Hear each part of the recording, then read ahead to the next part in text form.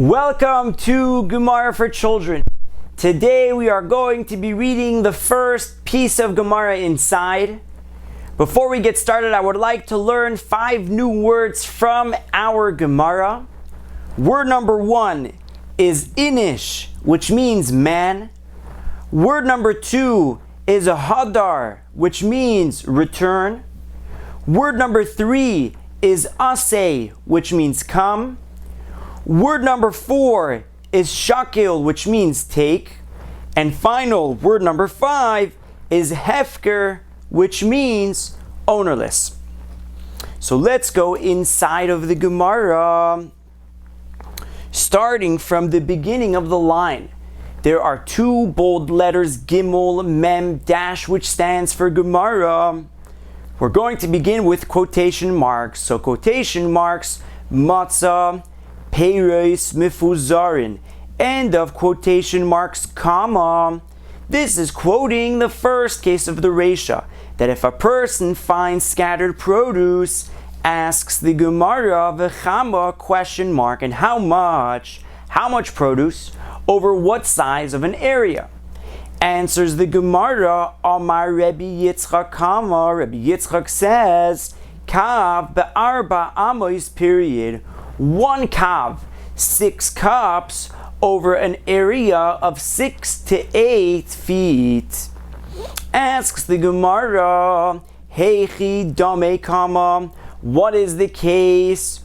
I derech nefila kama, if you found the produce in a way where it was fallen, it fell, so then afilu tuva nami kama, even if there is a lot more than just 1 kav, and even though theoretically that wouldn't be considered scattered, the finder should be allowed to keep it because the owner dropped it, he lost it, there's no siman, and therefore it's hefker. And v'i derech hinuach kama, and if it was in a way where it was placed there, the owner left it there, then afilu batzir mehachi nami loy question mark, even if it was less than 1 kav, and certainly then that would be considered scattered. Also know the finder should not be allowed to take it. So why did the Mishnah tell us in the first case that it has to do with it being scattered? All that should matter is, did the items fall or were they placed there? Answers the Gemara, Amar Rav Ukva Bar Chama Kama. Rav Ukva Bar Chama says, B'machnashta debeidare askinon kama.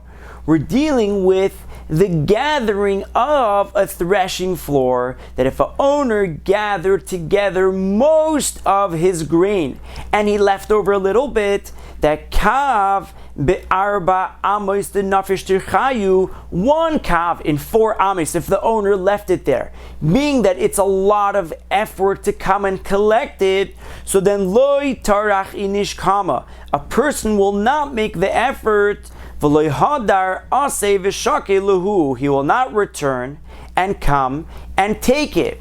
And afkure mafker lahu kama, the owner will have made it hefker, he would have made it ownerless. And therefore, if a person sees 1 kav of 4 amos on the threshing floor, it's ownerless, he's allowed to take it. And that's what the first case of the Reish is referring to. But batzir mehachi kama, but if it was less than this, if the produce was scattered in an area that's less than 4 amos, so then it's easier to collect it than tarach the hadar asay v'shakil kama. The owner will make the effort and he'll return and he'll come and he will take it. And v'loy mafkir lahu, period. So the owner would not make that ownerless. And if a person does find it, being that it's in an area that's less than 4 amos, he's not allowed to take it, he's not allowed to keep it. It still belongs to its owner.